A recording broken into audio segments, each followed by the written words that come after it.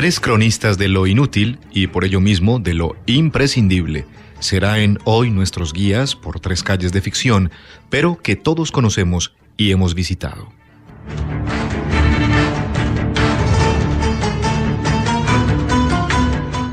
Baker Street, la calle de Sherlock Holmes. Pablo de Santis.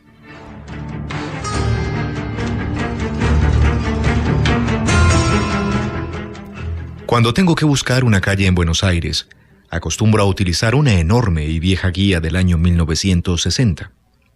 Casi siempre encuentro lo que busco, aunque allí no figuren autopistas, cambios de nombre de algunas calles o los barrios más nuevos. Consulto esta guía porque me resulta mucho más rápida que la computadora y porque me recuerda que los planos nunca son una representación literal, sino una especie de sofisticado símbolo de la ciudad. Cuando un escritor incluye calles o lugares reales en sus novelas, establece una distancia semejante a la de las viejas guías, como si trazara el plano de un pasado alternativo. Agrega un poco de realidad a la imaginación, pero a la vez pone imaginación en la realidad. Kafka dota de una espada, en lugar de una antorcha, a la Estatua de la Libertad. Alejandro Dumas ubica la casa de Aramis en la Rue Servandoni, que no se llamaba así en tiempos de los Tres Mosqueteros. Conan Doyle aloja a Sherlock Holmes en el 221B de Baker Street, pero esa enumeración no existía a finales del siglo XIX. La calle solo llegaba hasta el 85. Estos errores o variaciones de la realidad acaban por ser verdades de la imaginación. En tiempos de Holmes, Baker Street era, y sigue siendo, una calle de un barrio acomodado y con mucho tráfico. Es probable que no la haya elegido por su rareza, sino por lo contrario, porque no llamaba la atención. Cuando Borges escribió El Aleph, ubicó la casa donde transcurre el relato en la avenida Garay, una calle especialmente anodina, sin nada de belleza, pero tampoco sin una fealdad particularmente expresiva. A veces un escritor pide a sus escenarios que digan cosas importantes. Otras les exige lo contrario, que hablen en voz baja, que no se note que allí hay un punto que encierra el universo entero o un detective genial.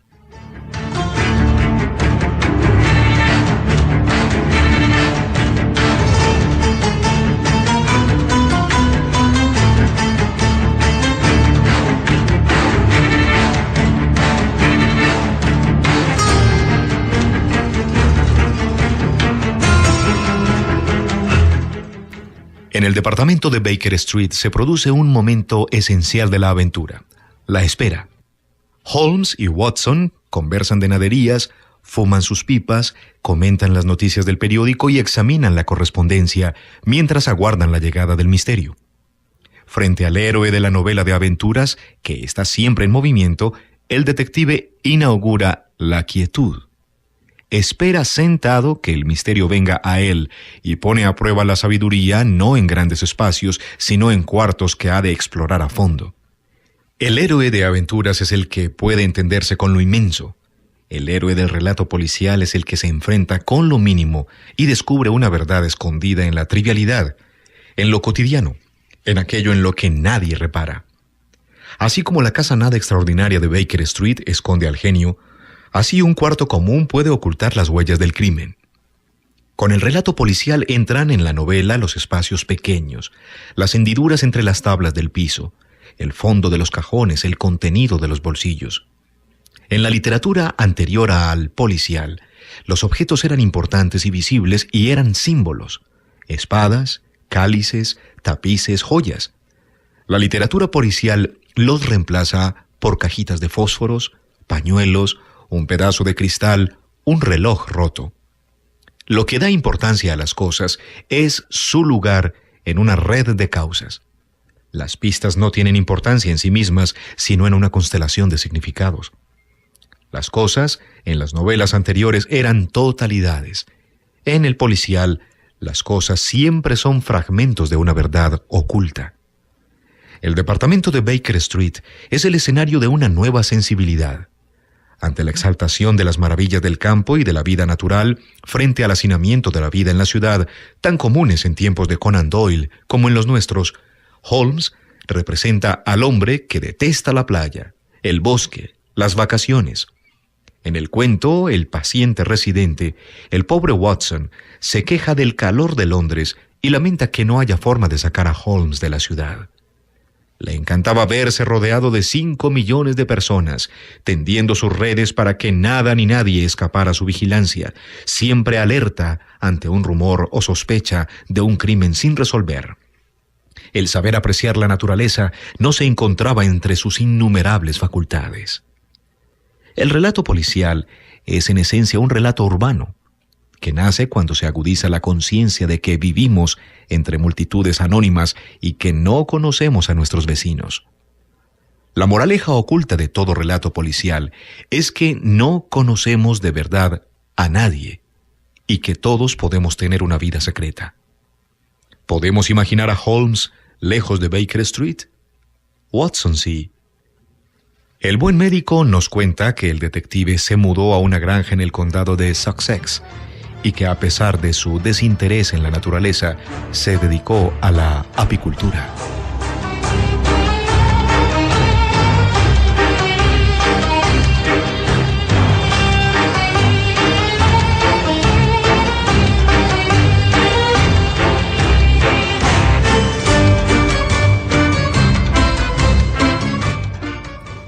Y ahora otra calle, Evergreen Terrace, la calle de los Simpson, por Gustavo Rodríguez.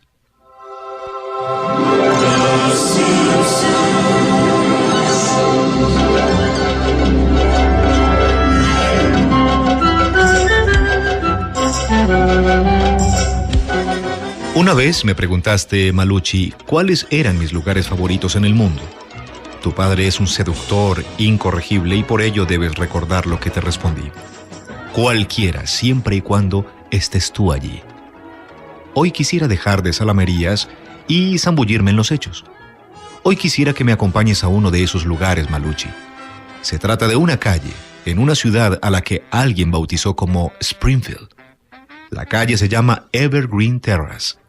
Ya que la genética ha querido que tú y yo tengamos los ojos saltones, es posible que los vecinos no se den cuenta de que somos forasteros y que podamos caminar sus pocos metros, algo más de 100, sin sobresaltos.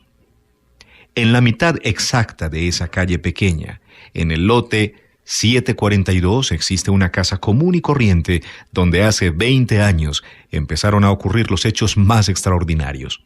Por ejemplo, que Bart, el niño de la casa, haya tenido en su patio a un elefante africano como mascota. O que Cristiano Ronaldo, ese popstar del fútbol, haya tocado el timbre solo para hacerle un túnel a Homero Simpson, el padre, un calvo panzón que aparenta mucho más que sus 36 años. Cuando lleguemos comprobarás, Malucci, que la vivienda de los Simpson es de color melón y tiene un tejado marrón. A la izquierda de su puerta principal, notarás que se extiende la sala. Lo más probable es que por la ventana veamos a Homero viendo la televisión con una cerveza Duff en la mano. Pero si de verdad tenemos suerte, tal vez podamos ver a toda la familia cumpliendo un ritual que realizan 22 veces al año. Una coreografía distinta y estrambótica cada vez que los 5 corren a sentarse para ver la televisión desde el mismo sofá.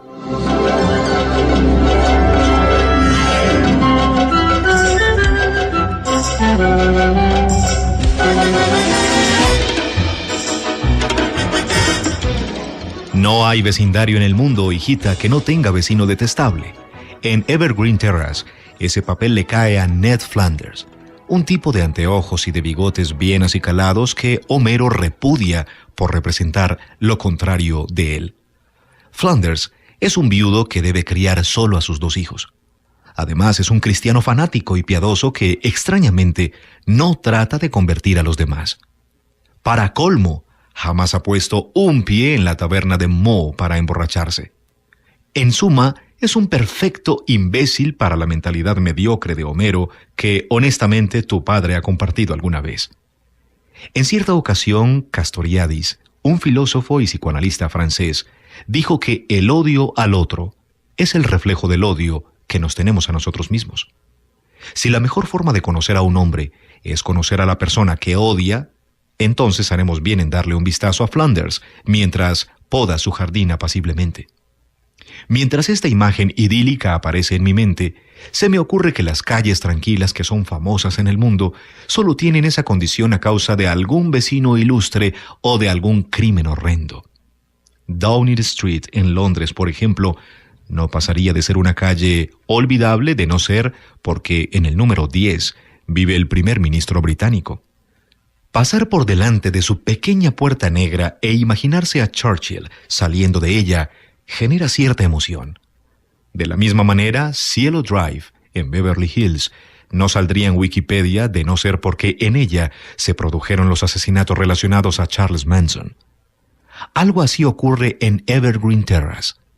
En ella viven los Simpson, ilustres y culpables a causa de un crimen que el planeta hace rato les perdonó. Ser la familia más conocida del mundo sin ser conscientes del poder que ello otorga. Pero basta ya de mis tonterías. ¿Preparamos popcorn?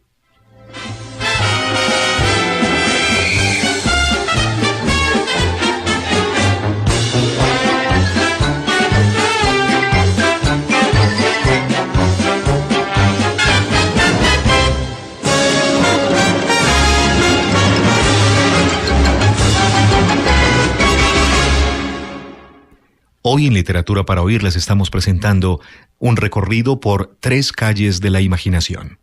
Y ahora, Elm Street, la calle de las pesadillas, por Daniel Goya.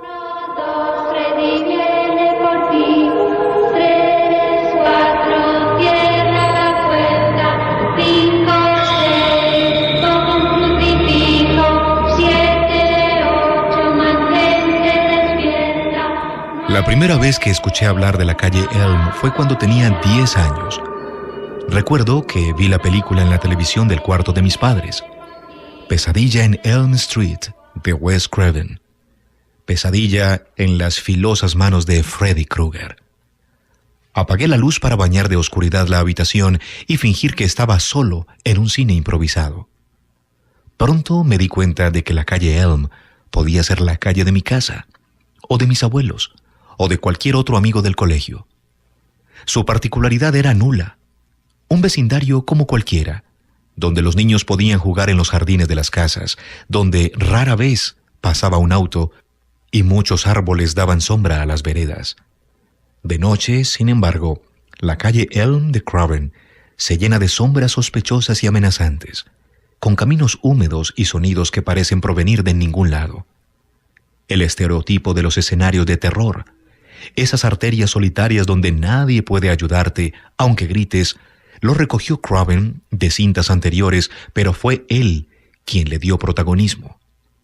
Le puso nombre al escenario, lo volvió reconocible y lo convirtió en un referente del miedo. Finalmente, las cosas más horrendas ya no estaban circunscritas a espacios extraños, sino que podían pasar en el mismo lugar en que de niño mataperreabas con tus amigos del barrio. Cuando nació la calle Elm del cine, nació también la arquitectura del espanto. Fue así que otras cintas recogieron el estilo de asustarte en tu propia casa, en tu colegio o en el tranquilo club en el que ibas de campamento. Allí están las películas de las sagas Scream, Sé lo que hicieron el verano pasado y Destino Final. Es posible que el director escogiera situar las fechorías de Freddy Krueger en una calle típica de suburbio estadounidense por su imagen apacible y hasta aburrida. Los suburbios fueron construidos a mediados del siglo XX, en la misma época en que miles de familias estadounidenses recibían a sus hijos que volvían de los lejanos frentes de la Segunda Guerra Mundial. Eran refugios de tranquilidad familiar en las afueras de las grandes ciudades.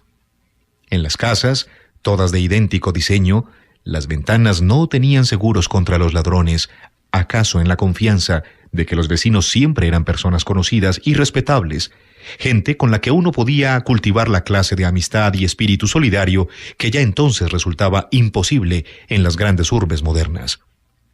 La imagen de padres e hijos lavando juntos el auto o dedicándose a algún proyecto en el garaje de la casa se volvió una escena típica. Pero nada es perfecto en un país donde hasta el miedo es una mercancía.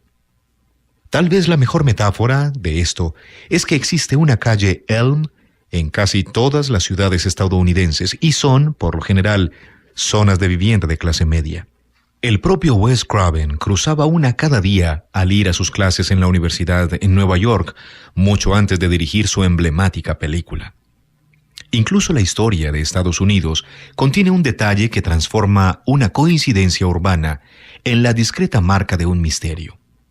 El trágico viaje del presidente John F. Kennedy a Texas en noviembre de 1963 terminó con un disparo cuando su auto se desplazaba sin prisa por la calle Elm de Dallas.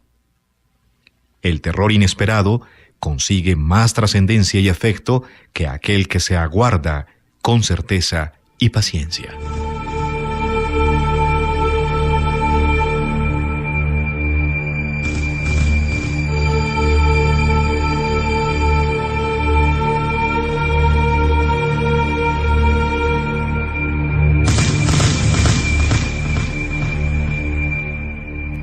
Elm es la calle donde la vida pasa lentamente. Es todo lo contrario a un barrio peligroso de criminales y víctimas. Sus aceras siempre están limpias y los autos pueden estacionarse en la entrada de las cocheras sin temor a un robo. Los estudiantes regresan caminando a sus casas desde la escuela y los adolescentes entran por las ventanas a las habitaciones de sus amigos con emoción e inocencia. Nada hace prever crimen alguno. ¿Necesitaba Freddy Krueger un nombre para la calle donde desata su infierno? Sí, porque Elm es para Freddy el reino donde ejerce su poder. Es su dominio, su territorio, su hogar. La calle Elm es tan importante como los cuchillos del guante del asesino, sus quemaduras, su sombrero gastado y su camiseta con rayas verdes y rojas. El súbito lugar del espanto es tan relevante como las víctimas, la sangre, el miedo, las sombras y los gritos de las personas que se quedaron dormidas. Podría tomarse como un signo de mala suerte que tu casa se ubique en una calle con este nombre, pero tampoco es para tanto. Quien se preocupe por los signos, bien puede tranquilizarse con este. En la tercera entrega de Toy Story, el simpático vaquero Woody revela que vive en el 234 de la calle Elm. Vecinos buenos hay en todos lados.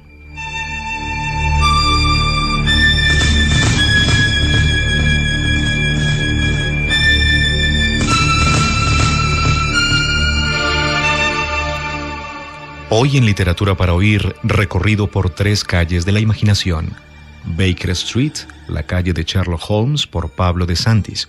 Evergreen Terrace, la calle de los Simpson, por Gustavo Rodríguez, y Elm Street, la calle de las pesadillas, relato de Daniel Goya.